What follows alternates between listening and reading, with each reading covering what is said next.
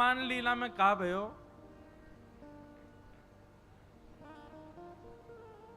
किशोरी जी ठाकुर जी से बोली आज आप मान लीला करो और सुनो, नेका देर में मानियो मत, खूब मनान दियो मुझको तब मानियो। ठाकुर जी बोले अब आपको श्रम हो गई, हम पे देखो ना जावे, आप ही मान करो हम मनाएंगे। श्री जी बोली नहीं नहीं नहीं, आप मान करो हम मनाए। अच्छा, मान लीला का एक नियम है, सूर्यास्त के बाद अगर मना लिया आपने तो आप जीत गए, और सामने वालों नहीं मानो तो जो मान करके बैठो वो जीत गए हो। समझ रहे हैं? मानो श्री जी मान करके बैठी हो, ठाकुर जी को समय है सूर्यास्त से पहले पहले मनाओ, अगर सूर्यास्त तक नहीं मना पाए तो श्री जी जीत गए, और अगर ठाकुर जी ने मना लिया तो ठाकुर जीत गए। तो आज श्री जी बोली आप मान करो, मैं आपको मनाऊंगी, और याद रहे आज अच्छे से मान करी हूं। ठाकुर जी बोले रहने दो, श्रम है जाएगा आपको। नहीं नहीं, आज आप कर ही लो अच्छे से मान। ठाकुर जी देख लो फिर, रोइयो मत। बोले बिल्कुल ना रोऊंगी। ठाकुर जी इतने में गए जाकर के कुंज में और रूठ करके बैठ गए श्री जी से। अब श्री जी उनको मना रही हैं, कभी खीर बना के लेके जामे, ठाकुर जी ना पामे, कभी नृत्य करके दिखा में, ठाकुर जी ना माने, कभी कोई चुटकुल्ला सुना में ठाकुर जी को, ठाकुर जी हंसे ही ना। श्री जी ने हर प्रकार को प्रयास कर लियो कि ठाकुर जी मान जाएं, पर ठाकुर जी नहीं मान। सबरे अपना लिए तरीका, श्री जी तरीका अपना रही है, ये कोई सामान्य बात मत समझियो। महाराज किशोरी जी जब चले ना, और उनके नूपुरन की जो ध्वनि है ना, वह ध्वनि पे गंधर्व नृत्य करें, सामान्य नहीं है हमारी श्यामा जो। वो मनानो चाह रही है तो सोचो कहां कहां प्रस्तुत कर रही होंगी ठाकुर जी के आगे, लेकिन ठाकुर जी नहीं मान रहे। संध्या को समय है गो, और मनाते मनाते श्री जी हार गई। श्री जी बोली मैं तो हार गई श्याम सुंदर, मान ही नहीं रहे हो, अब चलो ठीक है आप जीते मैं हारी। अब कायदे से ठाकुर जी को उठ के हंसना चाहिए, कहनी चाहिए मैं जीत गया। ठाकुर जी उठे और सीधे अपनी गैया लेके नंद भवन को चल दिए, मान में ही। श्री जी बोली ये तो ठीक ना है, संध्या है गई, आपने मान लीला विश्राम क्यों ना करी? ठाकुर जी गुम सुम चुप बिल्कुल मौन अवस्था में चलते ही चले गए। श्री जी मनाती जा रही हैं, ठाकुर जी माने ही नहीं। और लाल जी सीधे नंद भवन में भीतर चले गए और जाके अपने भोजन पानी करके विश्राम कर गए। पूरी रात श्री जी को नींद नहीं आई। और दिन की प्रतीक्षा करें, कल हमें कल बताऊंगी इन्हें, ऐसे कैसे कर लियो। दूसरे दिन कुंज में श्री जी पहुंची, ठाकुर जी आए, वही मोह लटको भयो है।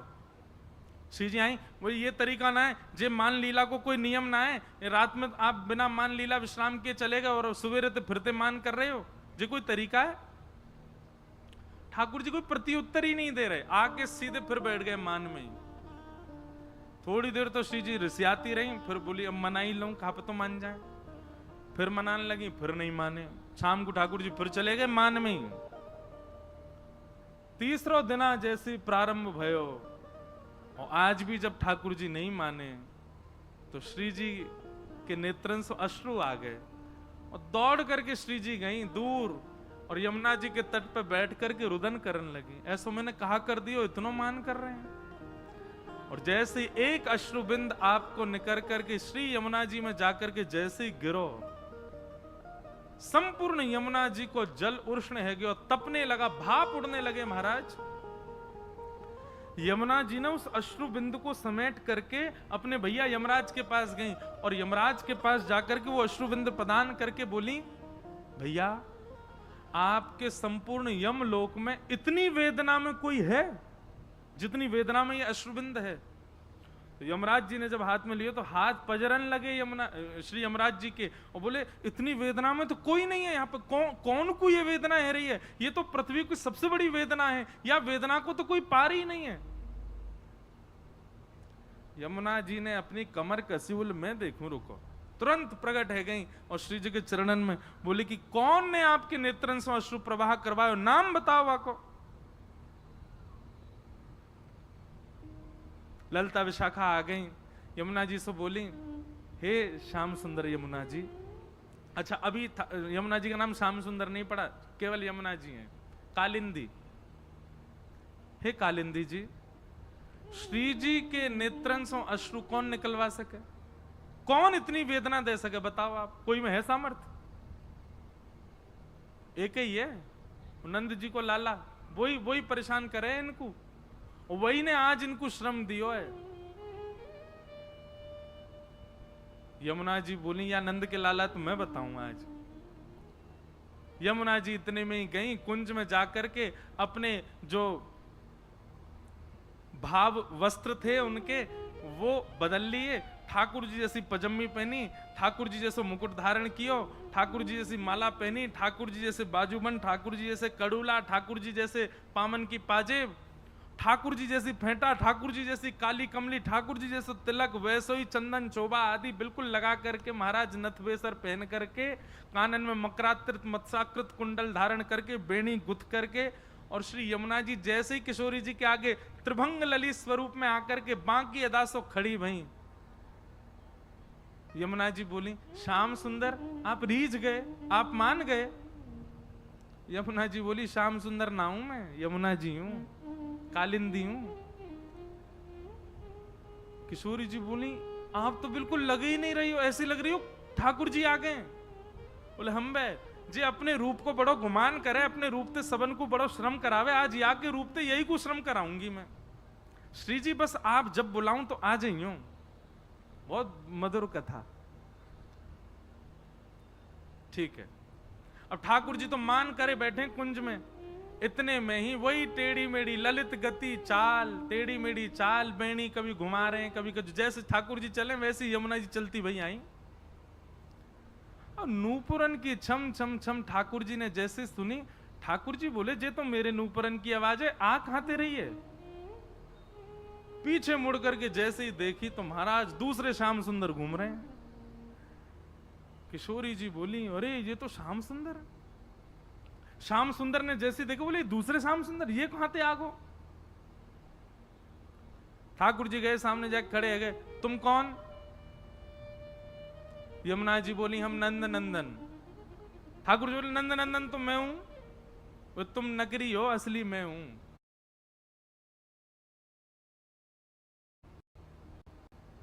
ठाकुर जी बोले, अच्छा मुंह पे कारी कमरी है?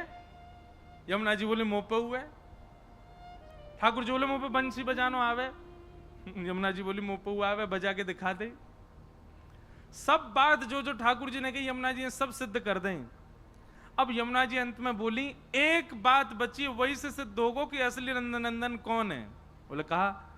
बोले, वंशी बजाऊं और किशोरी जी आके बगल में खड़ी है जाए, जाके समझो वही असली नंदन है। अब ठाकुर जी सोचे, मैं तो मान करके बैठा हूं, मेरे बुलावे तो आमेंगी नहीं वो। यमुना जी ने जैसी टेर बजाई, इतने में श्री जी निकल करके आई और कुंज से आकर के यमुना जी के कंधा पे ऐसे सर रख करके वो खड़ी है गई। ठाकुर जी के तो आंसू निकल आए, श्री जी मैं हूं असली नंदन, जे कोई दूसरो है? अरे तुम जाके बगल में मत आओ, यहां आ जाओ। श्री जी यमुना जी से बोली, पतो ना कौन भैलूपिया डुल्ला, हटाओ यहां थे। ठाकुर जी के, दूर हट जा, चल हम हैं असली। ठाकुर जी तो जैसे ही भाव में आ गए, श्री जी के चरण पकड़, आज के बाद कभी मान नहीं करूंगा, वचन दे रहा हूं, कोई बात आपको बुरी लगे आप मान करियो, मैं मनाऊंगा, और मो कोई बात बुरी लगेगी तो भी मैं आके बता दूंगा, श्री जी मोको ये बात बुरी लगी है, मान करो, मैं ही मनाऊंगा।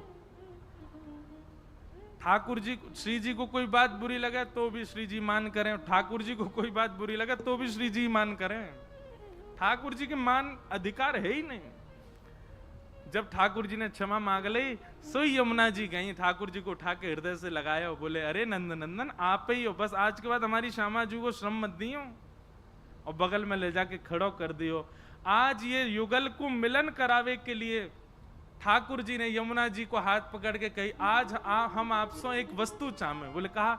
आज के बाद आप यही श्रृंगार में रहोगी, मुकुट पहन करके, पीताम्बरी पहन करके आप मेरे ही श्रृंगार में रहो, और आज के बाद कोई भी यमुना महारानी की जय नहीं, श्याम सुंदर श्री यमुने महारानी की। श्याम सुंदरा हैं, बिल्कुल ठाकुर जी जैसी हैं, देखो ये खड़ी, वैसे ही कमल लेकर के, वैसे ही मुकुट, वैसी माला, वैसी सब स्वरूप श्री यमुना जी वैसे ही रहे में जैसे ठाकुर जी। बड़ी कथाएं, मान लीला में इतनी कथाएं यमुना जी की। यमुना जी को प्रणाम। भगवान को ब्याह हुआ, ऐसे भगवान के 8 ब्याह भये और यही भगवान की अष्ट पटरानियां हैं। भौमासुर नाम का एक दैत्य था, उसके यहाँ 16,000 राजकुमारियां बंदी थीं। 16,100 राजकुमारियों को ठाकुर जी ने मुक्त करके उनसे भी ब्याह किया। 16,108 भगवान के ब्याह हुए। भगवान ने किसी स्त्री विशेष